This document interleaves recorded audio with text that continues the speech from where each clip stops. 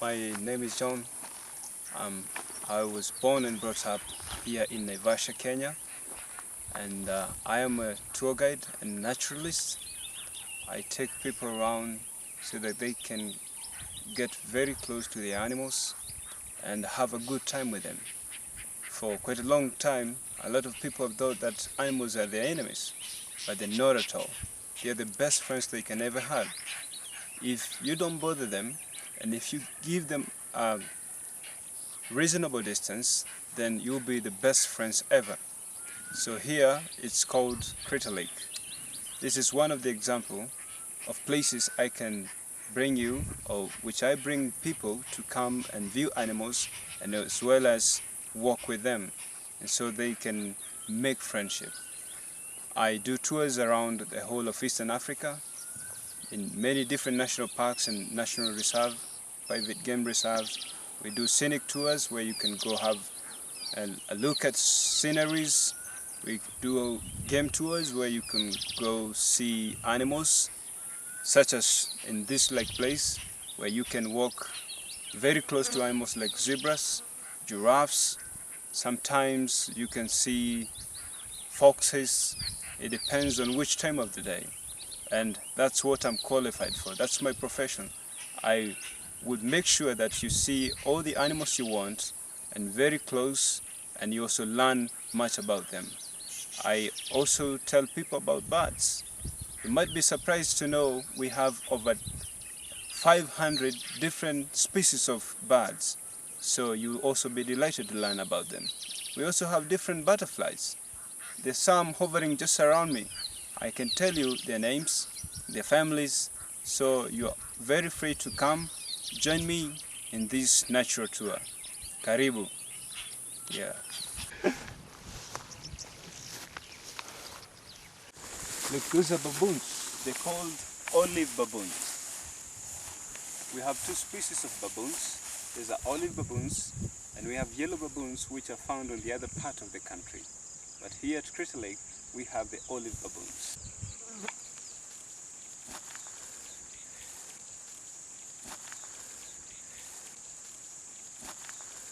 Just close to the baboons, we have some gazelles.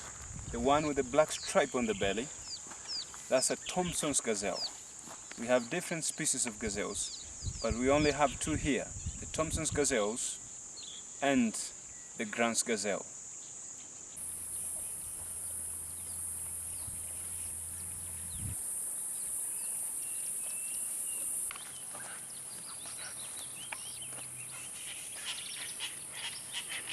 There's a male zebra.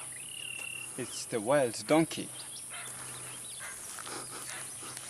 And the bunny is almost gonna have it. Will he catch the tail? Oh.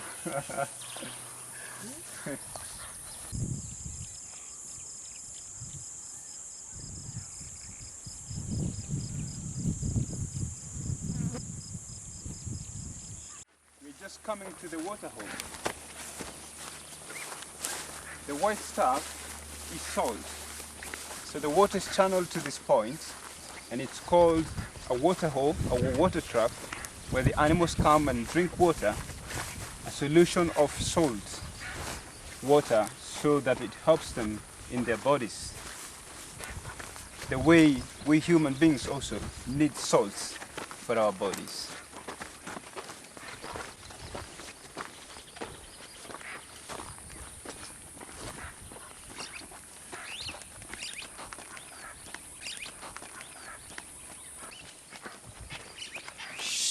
I'm gonna tell you about these antelopes.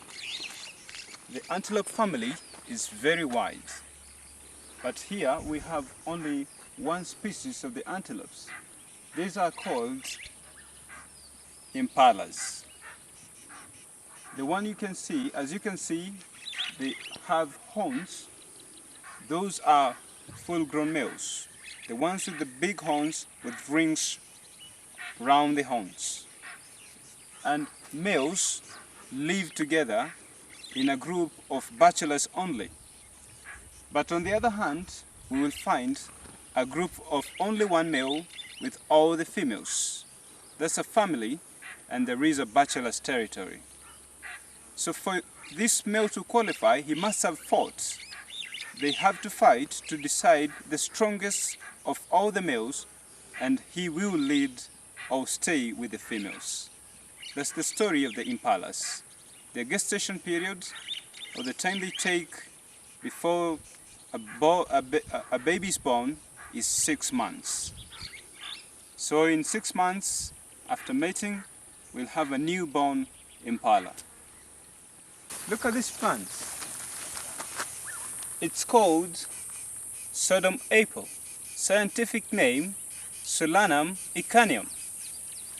It has some small apples which are called Sodom apple. When they're ripe, they're yellow in color. It's used as a medicine. If you have a stomach disorder, you can take them, pound them, and make a solution. If you swallow it, or if you drink it, it will act as a relief for stomach disorder. So in Africa, or in this cradle of human being, you don't need to go to hospital. You can make medicine of your own. How do you like it? Come with us. Can you see that butterfly? It's called the African migrant. Migrates from one part of Africa to the other, but mostly likes the tropicals, where the weather is wet. And that's why it is here, because it's raining now. The African migrant.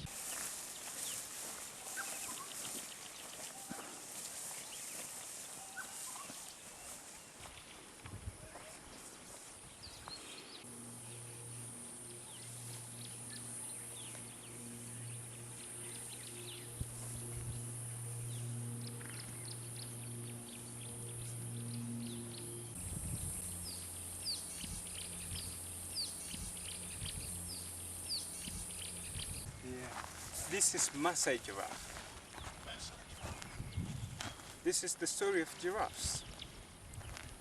In the giraffe family, we have 3 subspecies.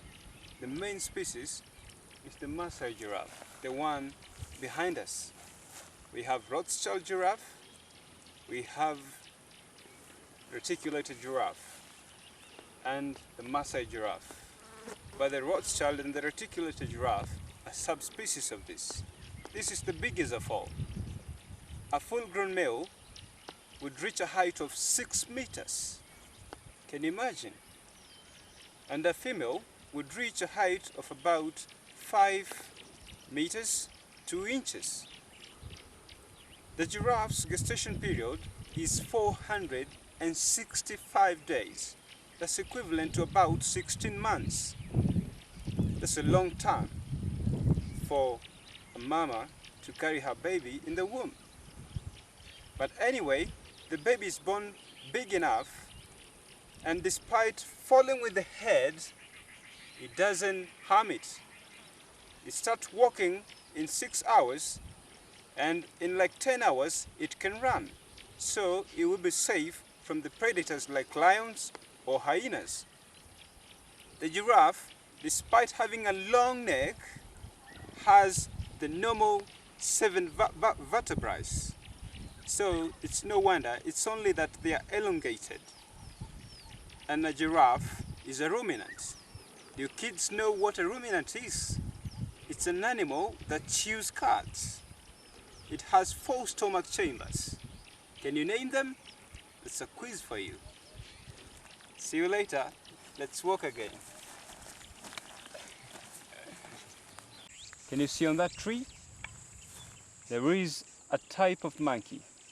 We have different types of monkeys, but that one is called the vervet monkey. We spell the word vervet, V-E-R-V-E-T. Though very small, they're very cheeky and naughty. So next time you go camping, remember to zip up your tent, because if you do not, they pop in and steal some food stuff. So beware. Earlier on, I quizzed you. I asked you the question if you know the 4 stomach chambers of cud-chewing animals or ruminants. So, can you figure out what the answer is? Oh, I think I got the answer. The first is rumen. The second is reticulum. The third is omasum. And the fourth is abomasum. Now you know it. Remember?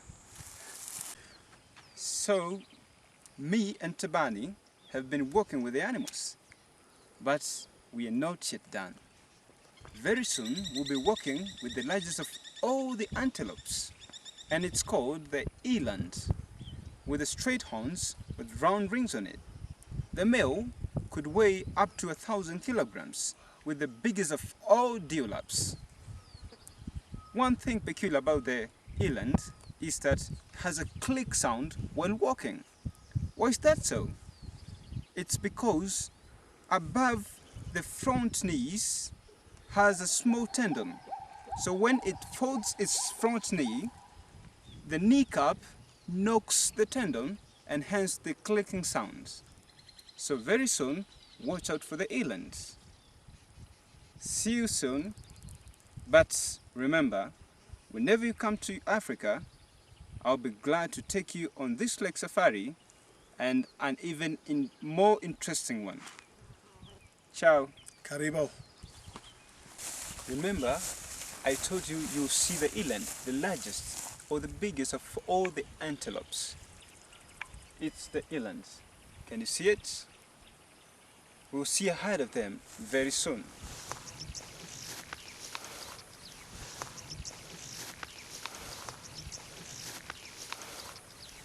Zebra, eland, hartebeest, and impala, all together.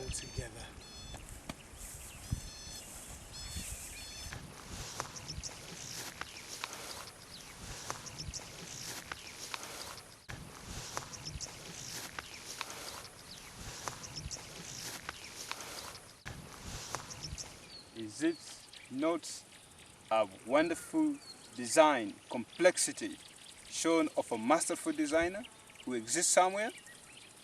This could only be none other but God.